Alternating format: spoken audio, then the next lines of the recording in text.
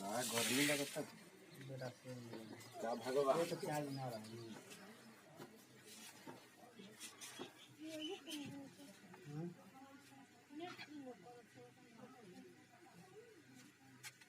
प्रणाम ब्यास जी। प्रणाम प्रणाम प्रणाम बैठू कहाँ से आओ तनी हम पधारी ले का समाचार वो हमारा से आओ तनी नहीं है तो ये दो चार गो आदमी कहता हूँ कि हमको साइकिल घरे जाए के बा तो ये दुआरिया पर खड़ा कर लिया ले जय लिया लिया ये का मतलब लेन आई भाई सब आई आई आई कौन से आई आई आई दुआरी पे आई देर पे काहे बनी आई कहीं कहीं मर लगे ब्यास जी प्रणाम प्रणाम प्रणाम प्रणाम प्रणाम ब्यास जी। बैठो बैठो तब और सब सुनाई और सब ठीक है बा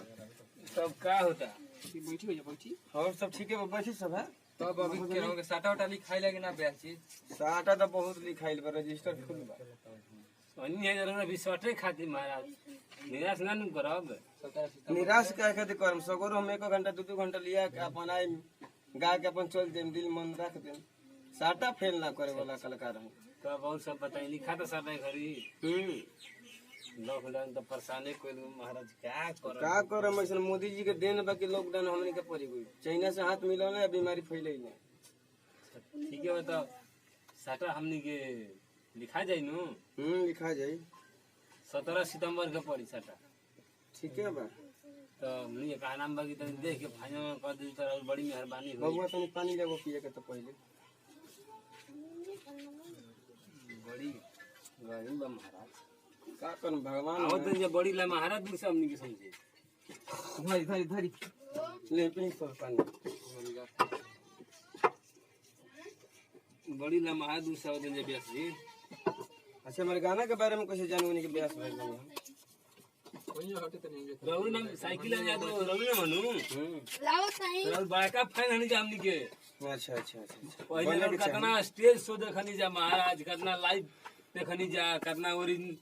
सब गाना हमनी के सुन ले जा चैनल के सब्सक्राइब करे बनी जा ठीक है बहुत भोजपुरिया भैया लोग के प्यार दुलार आशीर्वाद बा हां और जहाँ से हमारे पहुँच पड़ी तहाँ से हम जवाना शक्ति में रह वही शक्ति में अपन गरीब के देख हम ठीक है बताओ और जहाँ से बुझाई वहाँ से मदद करम अच्छा ठीक है बताओ रेटवा का कहता रेटवा हमारे 22,000 चलता के साथ फाइनल कर दी 22,000 तो लोग खाली चलता लंबा दूसरा बन जमनी हो के चतुर्भुजी बना का नाम सुन ले बनी जी नाम तो सुन ले बने पीरो में भी पड़ी हाँ हाँ हाँ तो मतलब तो कुछ कम बेसी बहुत 4 किलोमीटर दूर पड़ी तो जाए हम अकेले हम 12,000 को हम बेसी हम हमारा कम बेसी अब ना हो 22,000 से अकेले 12,000 हो गई ऐसा मत करी महाराज देखी पूजा के बात है 17 पूजा के बाद बा नो हाँ जाए 5,051 रुपया दे दे इन बात भइल हाँ तो 5,051 दे दे हम जी ठीक बनो हाँ ठीक है तब पर्ची बनाए रजिस्टर मंगाई रही से पानी तो होइए बोला बबुआ तने रजिस्टर तो हम देखी तने साटा कहाँ कहाँ बुकिंग बा अब लिखी 17 तारीख के बुक नहीं कर अब साटा अब रजिस्टर देखम तो न बुझाई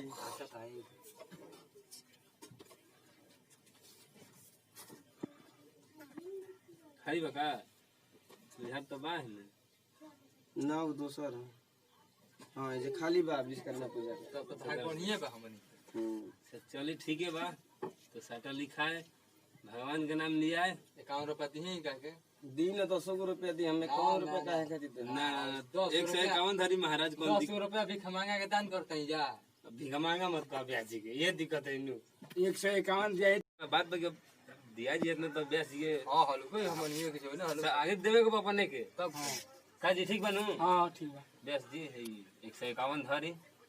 बाकी के पैसा रहू साटा रजिस्टर पे से हाल में 151 जमा जय हो लक्ष्मी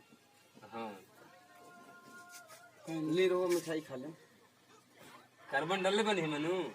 कार्बन कार्बन तो मिले कार्बन बा यार के खाट दी तब हाँ अरे हम मान ली कि रहल तो काम करी नु पहली गाड़ी में तेल डाले के ना होई ऐसे ही रुपया ली धरी अभी वो पैसा मन दे हम थली अपन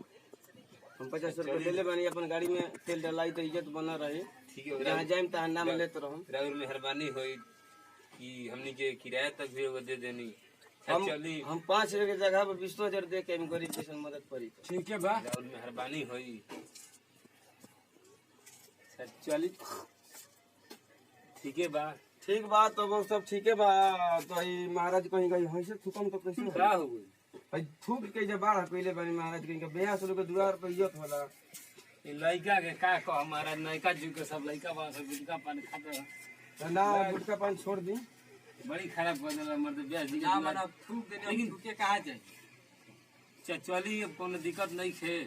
चुकिए दिला सदा का हो गई चलो तनी ठीक है बच्चा। 3 बार कटवा दे हम। आप सब भोजपुरिया भाई के हम सोनू सजिंदा के प्रणाम बा कि हमनी के कॉमेडी बन रहल बा जौना के मुख्य उद्देश्य बा कहीं भी जाई गंदगी मत फैलाई आ कूड़ा कचरा मत करी। यह हमनी के कॉमेडी बनावे के उद्देश्य बा। आ वीडियो अच्छा लगी तो तनी चैनल के सब्सक्राइब कर देम, वीडियो के लाइक कर देम, आ जहाँ से हो सके तहाँ से एकरा के तनी शेयर कर दे। प्रणाम।